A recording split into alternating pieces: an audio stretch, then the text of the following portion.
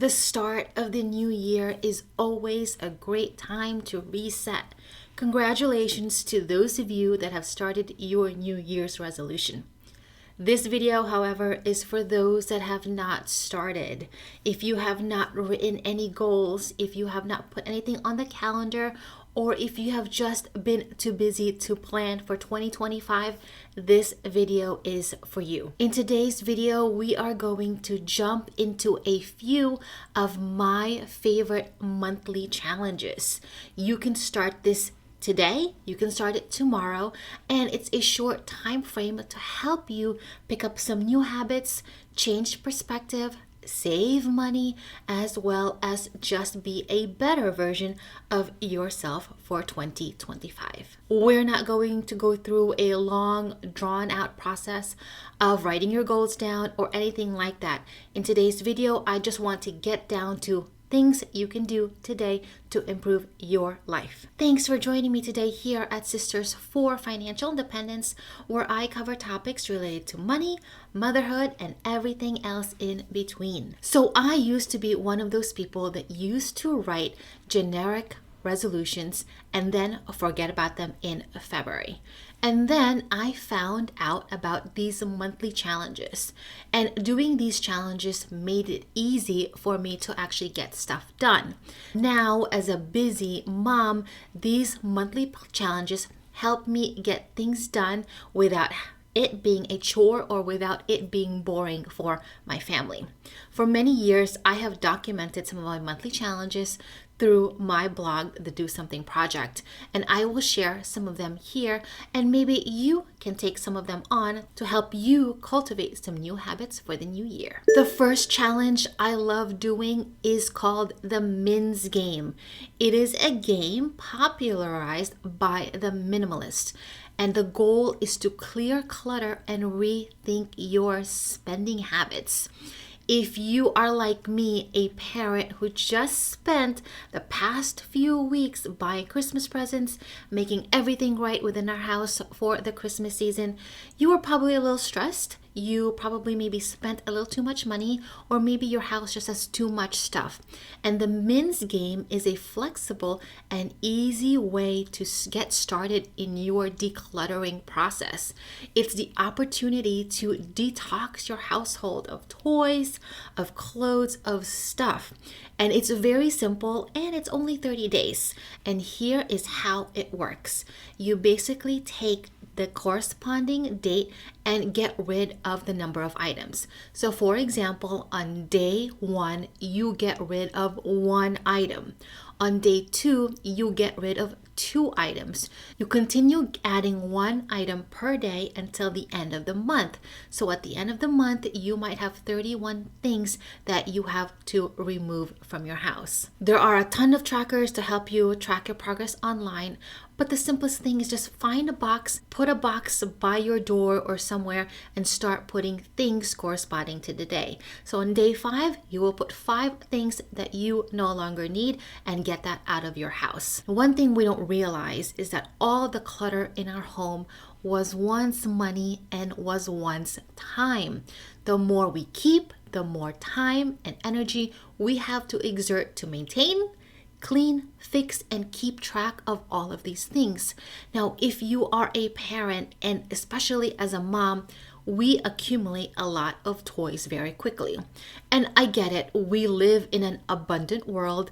We know a lot of generous people who give us many gifts, but oftentimes it gets overwhelming for myself as well as for my daughter.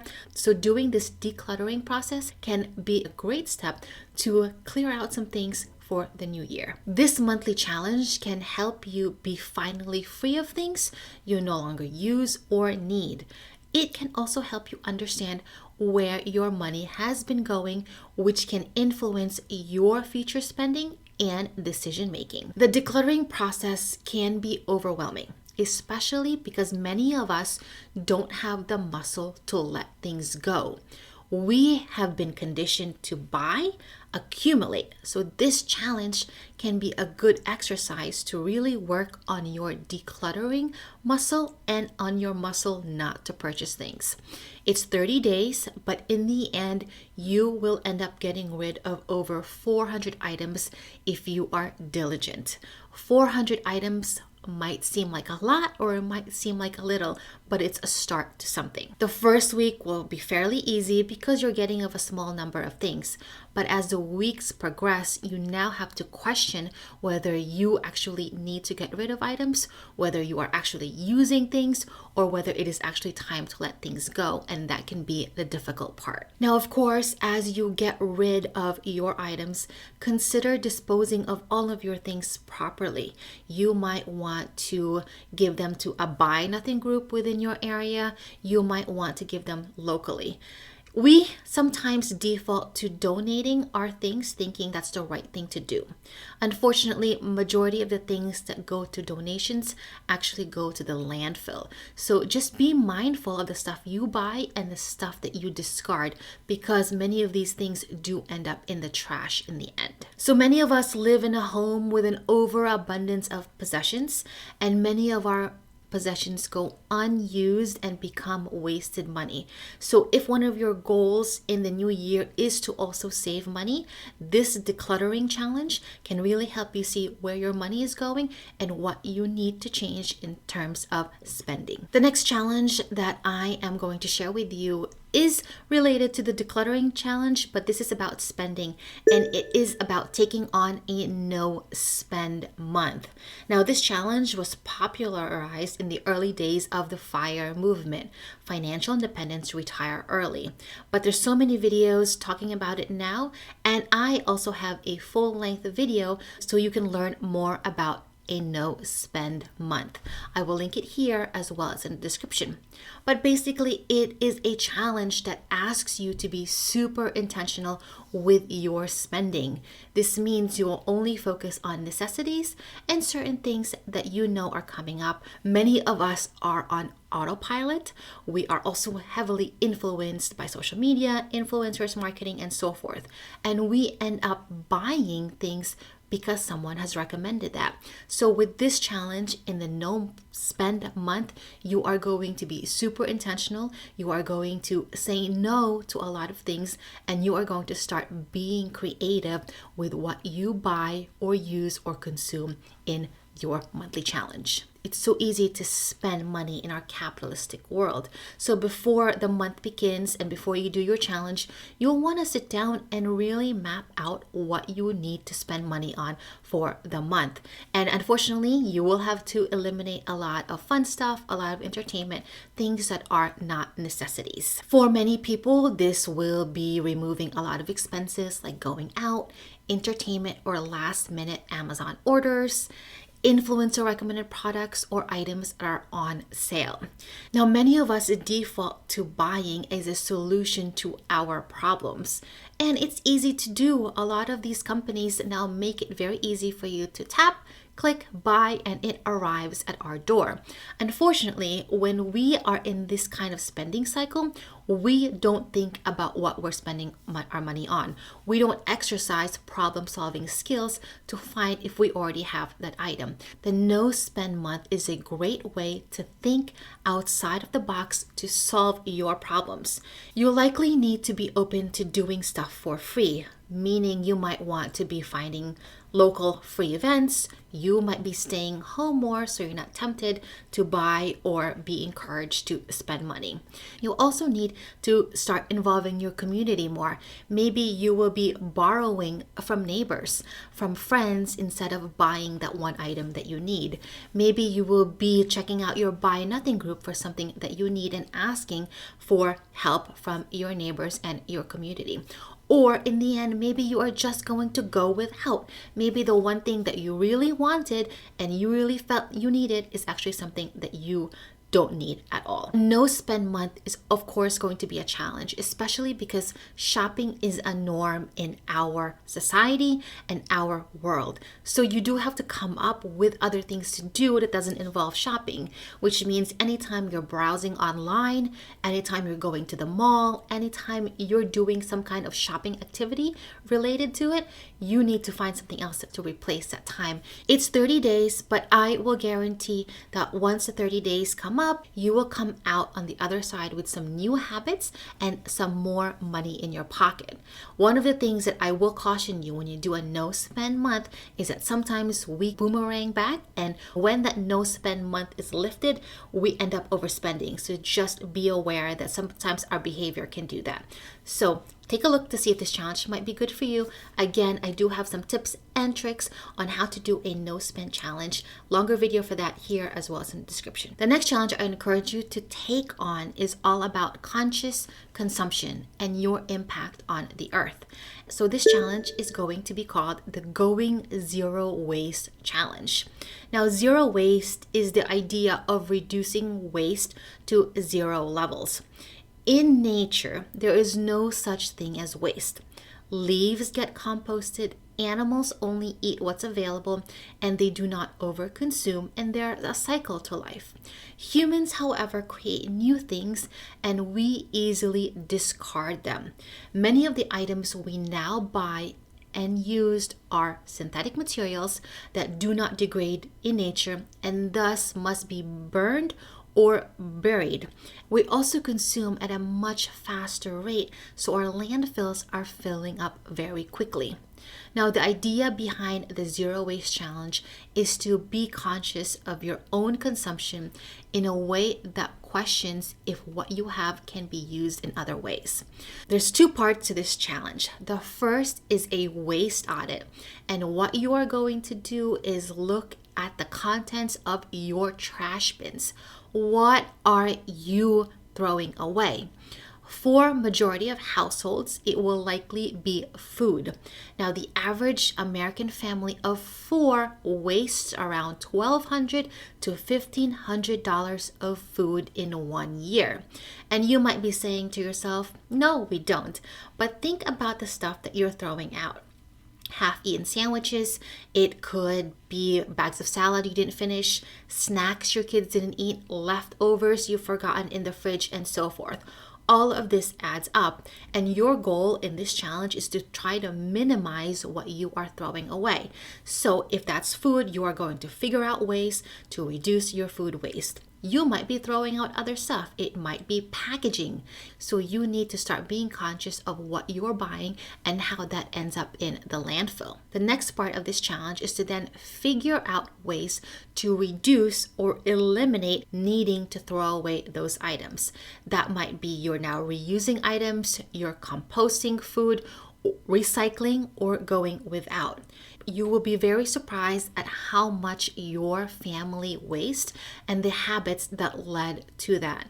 And your goal in the next 30 days is just to figure out ways to improve your family habits. Now, you won't ever get to zero waste levels because we don't live in that kind of society. There are systems in place that will not allow us to get to zero waste levels. But what you can do is do what you can for your household to pick on some new habits and ensure that any decisions you make for the future is to reduce waste and save resources. So I have done this challenge a few times, and you do need to do it a few times to really understand the patterns and habits of your family. But definitely food was a big problem in our household. We were buying too many things at once. So now we space our grocery visits so nothing ends up in the trash. We also do a pantry clean out every once in a while so that nothing in our pantry gets forgotten or expires. And that not only saves us food, but it saves us money and time as well. The second outcome after doing this for so many years is that you learn that donation is not a solution to consumption. I mentioned this part when we talked about decluttering, and it's so easy to drop off and get rid of things, but it doesn't solve the reason why you're over purchasing. So understanding that not all donations actually get used can change the way you consume. And keep in mind too that a lot of the trendy stuff that you see now in the stores normally end up in the thrift store a month or two. So be careful with buying trendy items, especially because they do end up being wasted. And the last thing I will share after doing this challenge several times is that quality absolutely trumps quantity any day. Unfortunately, many of the things coming out of production lines aren't made as well anymore. And they're also made with what's called planned obsolescence. They have been designed to expire or deteriorate over time. They have not been made to last. So as you purchase, as you buy new things, consider moving towards items that will last you a long time. Buy for life instead. Adopting some of the zero waste habits and mindsets can help you be a more mindful consumer, which is good for the wallet as well as the planet. And if you want to learn more about how to align your consumption with the planet in mind, I would recommend signing up for our email program here called Save Money, Save the Planet. It's 30 days of actionable steps to help you be a better steward of your money and of the earth. Head to the video description to sign up. 30 days, free email challenge just to help you be a mindful consumer. The next challenge asks you to look at some of your food consumption, more specifically sugar. Now, sugar is everywhere. It's in our morning coffees, snacks, and even all of our savory foods that we all love. And while sugar gives us that quick energy boost, we all know that excessive sugar leads to fatigue, weight gain, and long-term health risks like diabetes and heart disease. So the next challenge I'm going to encourage you to do is actually a sugar detox. Now, I am going to be the last person to want to do a sugar detox. I love cookies. I love freshly made cookies with butter and sugar. But I know that going on a sugar detox is helpful for myself.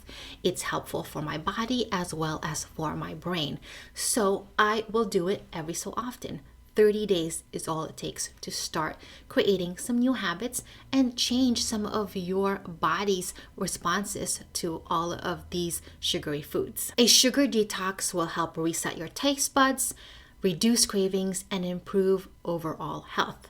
For the month for this challenge, you are going to need to avoid processed foods, sugary drinks, and desserts. A challenge in of itself, especially again because we live in an overabundant world where we don't not only have things, but a lot of food that's readily accessible to us. You will need to check labels for hidden sugars, from molasses to coconut sugar to high fructose corn syrup. You need to be looking for those. And you will need to start focusing on whole foods by eating fruits, vegetables, lean proteins, and healthy fats to stay full and energized. And water is going to be your best friend as it will help toxins and curb cravings. With going on a sugar detox for 30 days, you need to be prepared. So I would recommend doing this challenge after you've done some preparations, like removing sugary snacks from your home, having foods on hand that don't contain lots of sugar, like having nuts or fruits and vegetables, things you can easily reach for. You want to set yourself up for success and ensure you reduce those cravings. A sugar detox has a lot of helpful benefits. You know conceptually that it can help you with your energy, it can help you with your mood, it can help you with your immune system, sleep, as well as your skin. So the benefits are there. It's just that you need to figure out steps to reduce it. One of the outcomes too of going on a sugar detox is that you do start to crave sugar less because your taste buds have adjusted, as well as your mind, as well as your body have also adjusted. So you will absolutely feel a difference after a week once you've cut out sugar in your diet. You will feel more focused as well as lighter. Of course, after the month, you will likely go back to adding sugar back into your diet. But what you will find is that you will crave it less. Your taste buds will have changed. So the things that you were once consuming maybe with 2 tablespoons of sugar now require 1. So that's at least a habit that you can take on forward. Small changes will eventually have a big impact down the line. So again, I've done this challenge several times, and some of the things that I've learned during this challenge was, one, I learned to read ingredients. I don't just buy it because it's convenient or it's something that I used to love. I now read ingredients and I now understand the things that are added to a lot of foods. And also it has forced me to make a lot of things at home so that we can avoid a lot of the sugar. This challenge was also what allowed me to eliminate soda completely from my diet, as well as learn to take coffee black. That was a huge challenge, but again, you are making small steps towards these habit changes. And the other upside to a challenge like this is that it can help you shop for groceries differently, because you now need to avoid the middle aisles in the grocery stores. Your cart is now focused on buying things outside like fruits, vegetables, and protein. And that also has an impact on your food budget, because now a portion of your budget is not going to snacks and sugary food, which means you will have more nutritious food at home and your budget will be better for it. So we live close to a Trader Joe's, and oftentimes when I go, I found myself buying a lot of snacks. It's easy to do at a place like Trader Joe's. Small things, nice packaging, but a lot of the stuff is snacks. So a lot of our food budget was actually going to snacks. Now, after going on a challenge like this and going through a sugar detox, I've changed the way we shop so that more of the cart is actually on whole nutritious foods instead of snacks. So maybe this is one way you can benefit from going on a sugar detox. I hope these challenges have made you think about some of your habits. Let me know in the comments which one you'd be looking to take on in the next 30 days. If this video has been helpful so far, or you found value in the content, I'd love for you to give it a like. The more people that like it, the more it can be seen by others. And of course, share it with a friend. Maybe you'll want to get your best friend into one of these challenges. A good accountability partner can help you make these challenges successful. I also want to give you another free resource that you can find in the description, and this is my personal growth tracker journal. And it's a simple, quick journal that allows you to track things that you might want to do for the new year. Nothing complex, just some trackers so that you can easily take on some new habits for the new year. I will link the PDF version in the description for you to check out for free. The next challenge I am going to propose to you is called the Project 333, and this is for my fashionistas out there. And the project was popularized by Courtney Carver. And the goal, again, is 30 days and you only use 30 pieces of clothing. I'll explain the challenge rules in a little bit, but the point of the challenge is to assess your closet and figure out what you really wear so you can finally stop rummaging through your closet. For the average American woman, we use only 20% of the clothes in our closet, yet we spend a lot of time browsing for clothes online, trying on clothes, tidying up our closet, and still coming out of the closet saying, I don't have anything to wear. Now, fast fashion is a global problem. These products are cheap for a reason. They are cheap because working conditions are atrocious.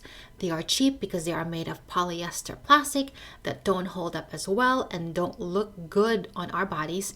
They are cheap and burning a hole through all of our wallets. And unfortunately, a majority end up in the landfill. So the goal of Project 333 is for you to be super intentional with the clothes you buy and put on your body. The rules of Project 333 are simple.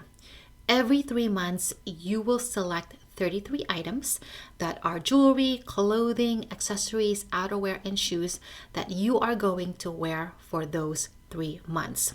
Now, there are things that will not be counted towards your 33 items. This is a wedding ring or sentimental piece of jewelry that you never take off, underwear, sleepwear, loungewear, and workout clothes. Workout clothes that you actually work out in. And those 33 items are what's going to be in your closet. Everything else needs to be boxed up and put away somewhere. You will not have access to those things. So you have to do with what you have. This is an exercise in just assessing your closet, figuring out what you like and don't like about your style, and not being easily swayed by marketing, sales, or fast fashion. For 3 months, you will wear those 33 items.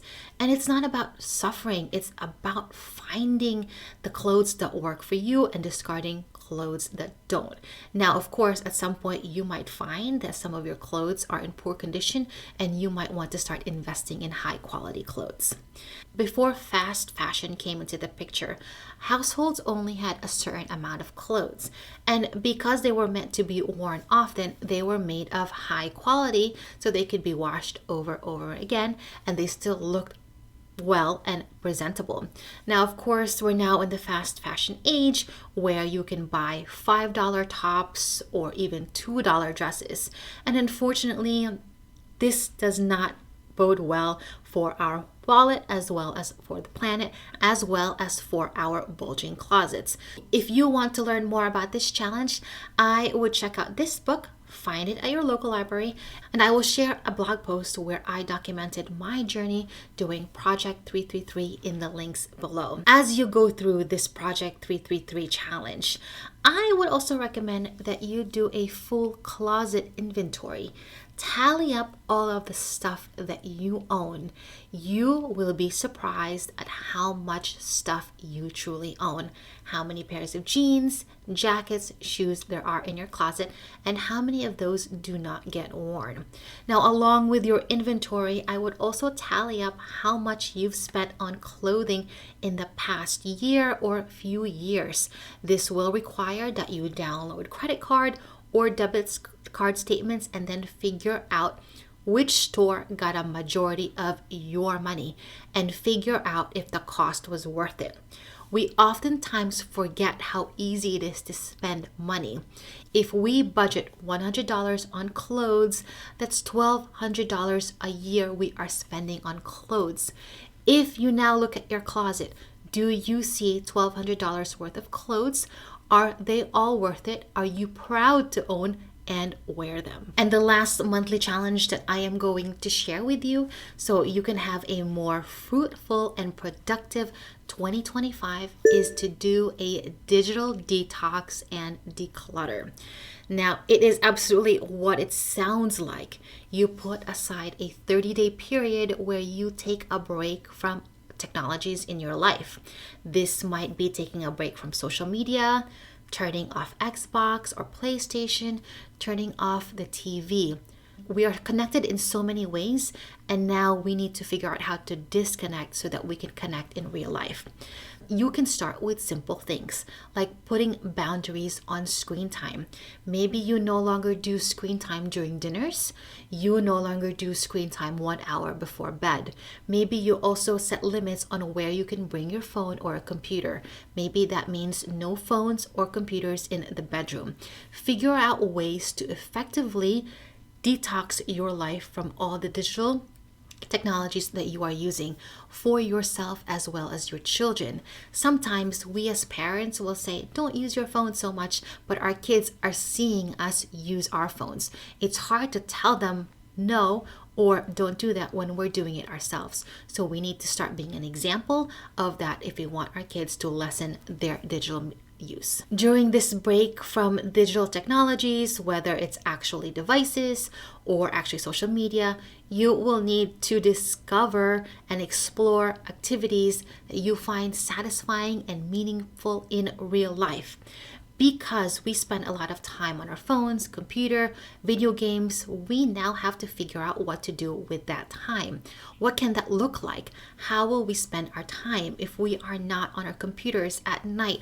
What will we do if we are not on our phones? One of the challenges that you will also have when you're doing this detox is that sometimes you will be the strange and weird person in society. You will wait in line maybe for your coffee and you will not have a phone in hand while everyone else is checking their phone. You might be going to dinner with friends and you will be the only one not checking your phone. That can feel strange, that can feel weird, and that can make you feel alienated. So you have to figure out a balance with that, and you have to figure out ways to manage those feelings of insecurity, maybe a little bit of loneliness as you start on this challenge. At the end of your 30 days, then slowly reintroduce those technologies that you have missed out on. It may be that you slowly reintroduce them, or it may be that this habit is going to stick and that you are not going to log back onto Facebook, or that you are not going to bring a phone into your room. You will need to determine if some of these technologies really bring value and utility into your life. Now you have a choice. Now you can live without some of these technologies. There is definitely going to be trials and errors and failures when you are on this challenge. Know that it's okay, because we live in a hyper connected world where screens dominate our attention. These screens and these technologies have been designed to be addictive, and they have been designed to change behaviors. So you're not going to be able to change your behavior like that. When you do a digital detox, you have to work through it. Now, we know at this point that the overuse of digital technology can lead to stress, reduced productivity, sleep issues, and even burnout. So a digital detox can really help you reclaim your time, mental clarity, and overall well-being. And I think you will find that you might go through some withdrawal symptoms when you do a detox from technology, for yourself as well as other members of your family. So realize that's going to be the case. It's going to be hard for the first or 2 weeks, and then work slowly from there. I also have a whole series on digital minimalism, and I'm going to recommend you check out those videos. I will link them here as well as in the description, because I walk through digital minimalism, all of the tips and tricks to help you reduce your reliance on technology, and also gain a better perspective on what else you can do with your time if technology were not in the picture. So clearly I use technology. I'm on YouTube, I have my phone, I have an Apple Watch, and so forth. But there is a way to use all of this without it dominating your life. Now, I have done several digital minimalism challenges as well, and one of the best outcomes that has stuck to this day after doing this challenge several times is that I do not bring my phone to our bedroom ever. Now, I used to be the person that would put her phone underneath the pillow, and I would check my email in the middle of the night, which caused me anxiety and caused me a sleepless night, especially if there were work emails that needed my attention. Now, because I don't do that anymore, I sleep fairly well. Now, I still go to bed with my Apple Watch, but all notifications are turned off, and it's set so that certain people, family members, can call me if I am on sleep mode. But I will tell you that in all the years I've had this watch, in all the years that my phone has not been in the bedroom, no one has needed to call me at night for an emergency. I will also share that one of my younger sister, Elaine, who is one of the contributors here at Sisters for Fi, does a YouTube detox each Lent. When I was growing up, we were told that we had to give up something for Lent. And for my sister, she would give up YouTube. Now, as a young millennial who grew up on YouTube, she found it hard to give up YouTube, but she also found it refreshing because it disconnected her from all of this content that she spent a lot of time on. So that might be another way for you to also take on some of these challenges if there's a way for you to give up something for a certain period of time. You will find that a digital detox can help you be more present. It can reduce stress and also boost your creativity. Now, one of the negative aspects of social media is that it can make you feel less than.